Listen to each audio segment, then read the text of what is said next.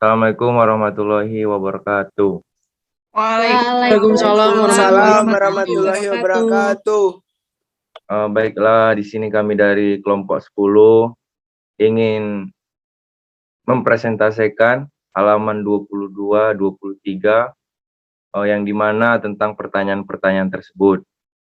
Sebelum kami menjelaskan terperinci tentang pertanyaan tersebut, ada baiknya kami memperkenalkan diri dulu.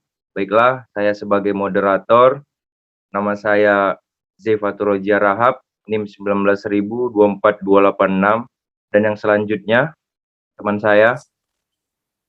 Saya Ratno sebagai pemateri, nomor induk mahasiswa 19.24251.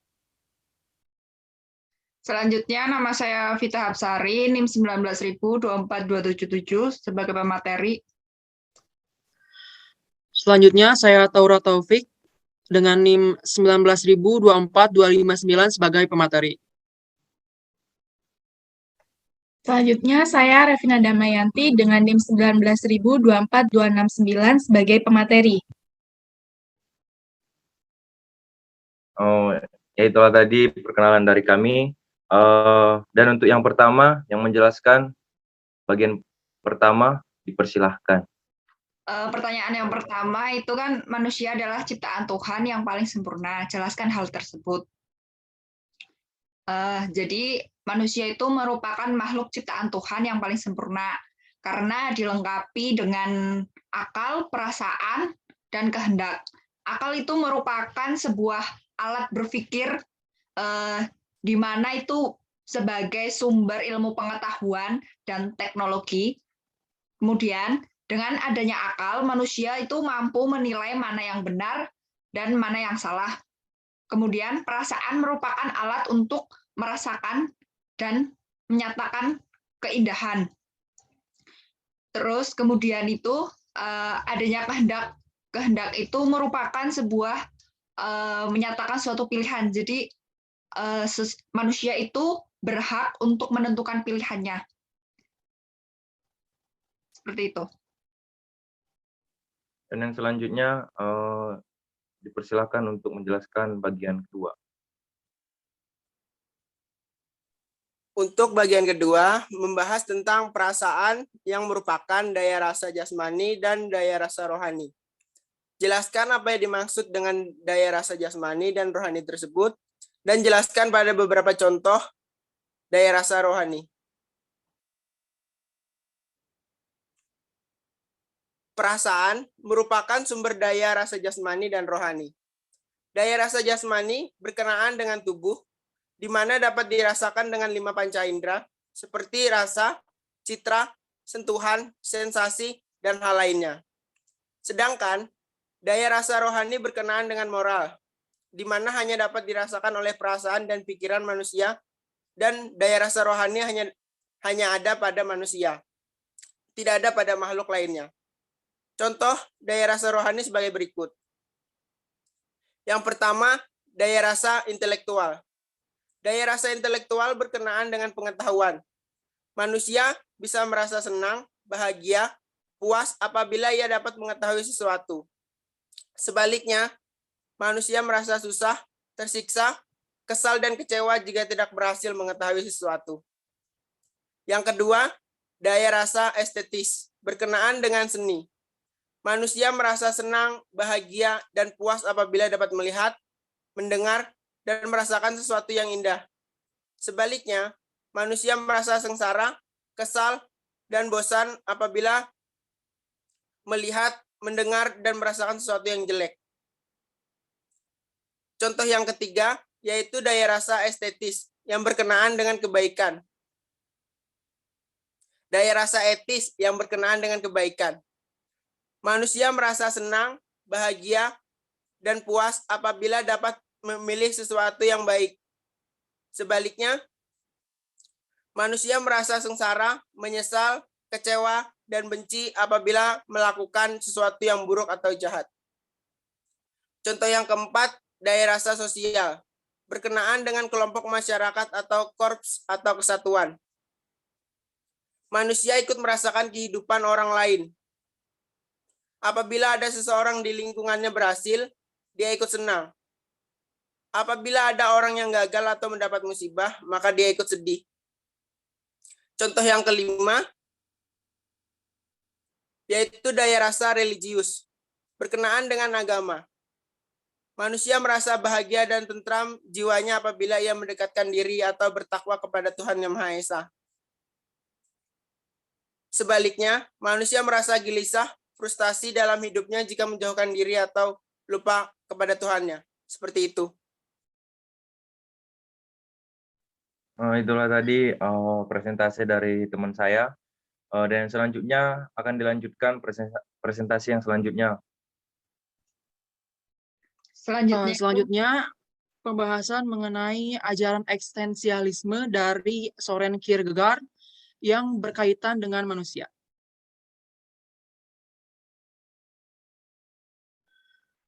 Kehidupan manusia berawal dari taraf estetis, kemudian meningkat menjadi taraf etis, dan terakhir menjadi taraf religius. Pada taraf kehidupan estetis, manusia mampu menangkap alam sekitarnya sebagai sesuatu yang mengagumkan dan mengungkapkannya kembali dalam bentuk karya seni seperti lukisan, patung, tarian, dan nyanyian, dan juga lain-lain. Pada taraf kehidupan etis, manusia melakukan perbuatan atau tindakan bebas dan bertanggung jawab. Kemudian, pada taraf kehidupan religius, manusia menghayati pertemuan dengan Tuhan dalam bentuk takwa. Jadi dalam hal ini, bila semakin dekat dengan Tuhan, maka semakin dekat ia dengan kesempurnaan hidup, dan jika makin jauh dari kegelisahan dan keraguan, jika jauh dari Tuhan. Jadi dapat disimpulkan bahwa teori eksistensialisme ini bahwa manusia adalah ciptaan Tuhan yang berkaitan dengan lingkungannya. Kesempurnaannya dibuktikan oleh kemampuannya bekerja keras dan berkarya serta penghayatannya terhadap Tuhan. Baiklah, terima kasih kepada teman saya. Dan selanjutnya akan saya jelaskan tentang jenis-jenis kebutuhan manusia dan bagaimana cara manusia memenuhi kebutuhan tersebut. Di sini sebagai makhluk yang budaya, manusia memiliki kebutuhan yang memiliki segalanya. Diperlakukan manusia untuk mempertahankan dan menyempurnakan kehidupannya. Kebutuhan manusia juga dapat diklasifikasikan menjadi 4 macam. Yang pertama, kebutuhan ekonomi yang bersifat material guna mempertahankan kelangsungan hidup, kesehatan, keselamatan jasmani, pakaian, makanan, perumahan, dan lain-lain. Yang kedua, kebutuhan psikis yang bersifat imaterial untuk menjaga kesehatan dan keselamatan rohani seperti ajaran agama, pendidikan, hiburan, dan penghargaan lain-lain. Kebutuhan biologi bersifat seksual guna mempertahankan dan melanjutkan seperti perkawinan dan rumah tangga. Dan yang keempat, kebutuhan pekerjaan yang bersifat praktis untuk mewujudkan ketiga jenis kebutuhan di atas. Lalu kebutuhan tersebut dapat dipenuhi dengan sempurna apabila manusia individual itu berhubungan baik dengan lingkungan alam dan masyarakat serta didukung oleh faktor. Yang pertama, kemauan bekerja keras atau nilai moral. Yang kedua, kemampuan intelektual atau nilai kebenaran. Yang ketiga, sarana penunjang atau nilai kegunaan. Nah, itulah tadi presentasi dari saya, dan selanjutnya yang dilanjutkan oleh teman saya untuk menjelaskan apa yang dimaksud dengan nilai, sistem nilai, dan apa hubungannya dengan manusia. Saya persilahkan. Baik, yang selanjutnya jelaskan apa yang dimaksud dengan nilai, sistem nilai, dan apa hubungannya dengan manusia. Jadi nilai dalam pandangan Burbasher tak terbatas ruang lingkupnya, nilai tersebut sangat erat dengan pengertian-pengertian dan aktivitas manusia yang kompleks, sehingga sulit ditentukan batasannya. Dalam arti lain, nilai adalah konsepsi-konsepsi abstrak di dalam diri manusia atau masyarakat mengenai hal-hal yang dianggap baik, benar, dan hal-hal yang dianggap buruk dan salah. Sistem nilai ini merupakan rangkaian dari konsep-konsep abstrak yang hidup dalam masyarakat mengenai apa yang dianggap penting dan berharga. tetapi juga mengenai apa yang dianggap remeh dan tidak berharga dalam hidup. Sistem nilai budaya menjadi pedoman dan pendorong perilaku manusia dalam hidup yang memanifestasi konkretnya terlihat dalam tata kelakuan. Dari sistem nilai budaya tersebut, norma dan sikap yang dalam bentuk abstrak tercermin dalam cara berpikir dan terlihat dalam bentuk pola perilaku anggota-anggota suatu masyarakat.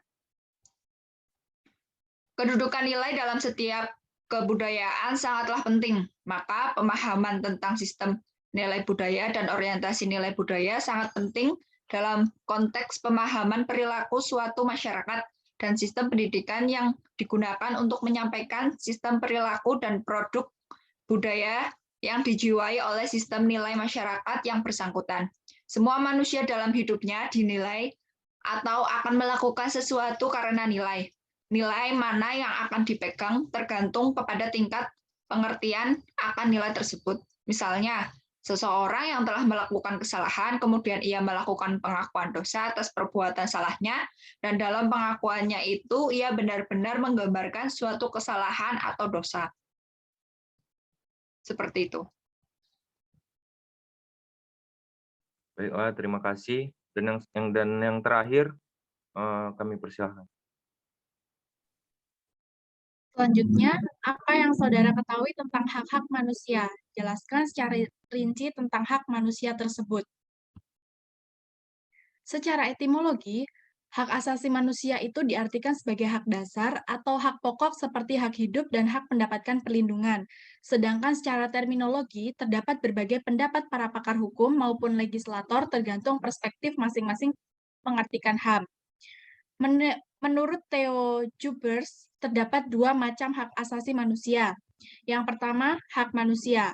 Hak manusia atau yang dikenal dengan hak asasi manusia muncul seiring dengan lahirnya manusia itu sendiri. Hak asasi manusia merupakan hak kodrati setiap manusia. Hak tersebut melekat sepanjang manusia hidup. Hak asasi manusia atau hak dasar adalah sebutan dari hak elementer yang dipandang mutlak diperlukan bagi perkembangan individu. Hak-hak tersebut bersifat universal dan tidak dapat dicabut oleh siapapun, termasuk negara. Kemudian, hak asasi manusia dibagi menjadi hak asasi manusia individual dan sosial. Hak asasi manusia individual, hak asasi manusia yang melekat pada pribadi manusia. Individual berisikan hak untuk hidup dan perkembangan hidup yang mencakup antara lain hak atas kebebasan batin, hak atas kebebasan beragama, hak kebebasan hidup pribadi atau privasi, kemudian hak atas nama baik, hak untuk pernikahan dan persamaan hak wanita. Yang kedua yaitu hak asasi sosial. Hak asasi yang melekat pada pribadi manusia sebagai makhluk sosial terdiri atas hak ekonomi, hak sosial, dan hak kultural. Hak asasi ini menyangkut hak untuk memenuhi kebutuhan pokok, yaitu pangan, sandang, perumahan, pendidikan, dan lapangan pekerjaan. Di negara sosialis, hak-hak sosial lebih diutamakan daripada hak individu. Berbanding terbalik dengan negara liberal, di mana hak-hak individu lah yang lebih diutamakan. Kemudian, ada hak undang-undang. Hak undang-undang adalah hak yang melekat pada manusia karena diberikan oleh undang-undang. Hak tersebut tidak langsung berhubungan dengan martabat manusia, melainkan karena diatur dalam undang-undang hak. Hak tersebut lahir setelah manusia ada. Karena hak tersebut diberikan oleh undang-undang, maka pelanggaran terhadap hak tersebut dapat dituntut berdasarkan undang-undang. Hak yang diberikan undang-undang antara lain ada hak untuk menjadi PNS, TNI, atau Polri, kemudian hak memilih dan dipilih dalam pemilu, hak atas pensiunan atau tunjangan hari tua, kemudian hak atas santunan kecelakaan, dan hak atas upah yang layak dalam hubungan kerja. Sekian penjelasan dari saya kembalikan kepada moderator. Baik, terima kasih kepada teman saya. Mungkin itulah tadi penjelasan dari kami seputar tentang pertanyaan-pertanyaan tersebut. Dan adanya pun kesimpulan yang dapat bahwa adanya untuk etika dan profesi hukum mencakup pada pertanyaan-pertanyaan tersebut. Dan semoga apa yang kami jelaskan tentang hal tersebut dapat dipahami oleh semua pihak pada intinya. Dan yang terutama bahwa kalau ada kesalahan di antara kami tentang pengucapan ataupun tutur kata, mungkin kesempurnaan hanya milik Allah Subhanahu wa taala. Mungkin cukup sekian dari saya sebagai moderator dan atas nama kelompok 10, mungkin Assalamualaikum warahmatullahi wabarakatuh. Waalaikumsalam Waalaikumsalam warahmatullahi wabarakatuh. wabarakatuh.